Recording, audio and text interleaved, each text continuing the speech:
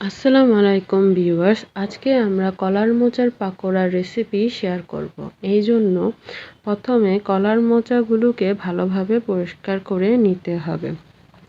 কলার মোচার যে ফুলগুলো আছে, এই ফুলগুলোর যে পাপড়ির মতো সাদা অংশটা ফেলে দিয়ে এর ভিতরে একটা শক্ত অংশ আছে, ওটা ফেলে দিতে হবে। এই দুইটা অংশ ফেলে দেওয়া খুবই জরুরি, কারণ এগুলো সিদ্ধ হবে না এবং এগুলো আমাদের পেটে ব্যথা হতে পারে। এগুলো ভালোভাবে পরিষ্কার করে নিয়ে ধুয়ে নিব। এবার কলার মোচার যে ভেতরে সাদা অংশটা আছে, এই অংশটা খুবই নরম। এই অংশটাকে আমরা ছোট ছোট করে কেটে নিব, যাতে আমরা খুব সহজে পিষে বা গ্রাইন্ডার করে নিতে পারি। খেয়াল রাখতে হবে যে এগুলো খুব ছোট করে কাটা হয়। এরপর এগুলোকে ভালোভাবে ধুয়ে পরিষ্কার করে অন্য একটা বাটিতে সরিয়ে রাখবো। তারপর একটা ব্লেন্ডার মেশিনের মধ্যে কলার মোচা এবং এর ফুলগুলো একসাথে দিয়ে সামান্য লবণ, হলুদ, মরিচের গুঁড়া, জিরা গুঁড়া, ধনিয়া গুঁড়া, লবণ,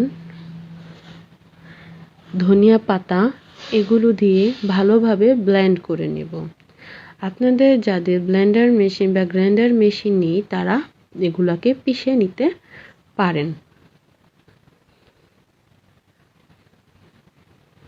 খেয়াল রাখতে হবে এগুলোকে মিহি করে পিষা যাবে না। মিহি করে ব্লেন্ডার করলে এগুলো খেতে ওরকম ভালো মজা লাগবে না। এবার একটি পাত্রে ব্লেন্ডার মেশিন থেকে কলার মোচার পিষা অংশটুকু নামিয়ে নেব। এরপর এর মধ্যে কাঁচামরিচ, পেঁয়াজ, 2 টেবিল চামচ, বেসনের গুঁড়া আর একটা ডিম দিয়ে ভালোভাবে মেখে নেব। ভিডিওতে আমি ডিমটা প্রথমে দেইনি, পরবর্তীতে দিয়েছি, যে অংশটা কেটে গেছে। এরপর ভালোভাবে মেখে নিতে হবে, যাতে সবগুলো একসাথে মাখা মাখা হয়ে যায়।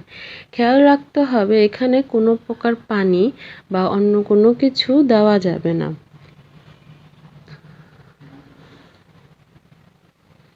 পানি দিলে এগুলো ভালোভাবে মাখানো যাবে না এবং এগুলো পানি ছেড়ে দিতে পারে।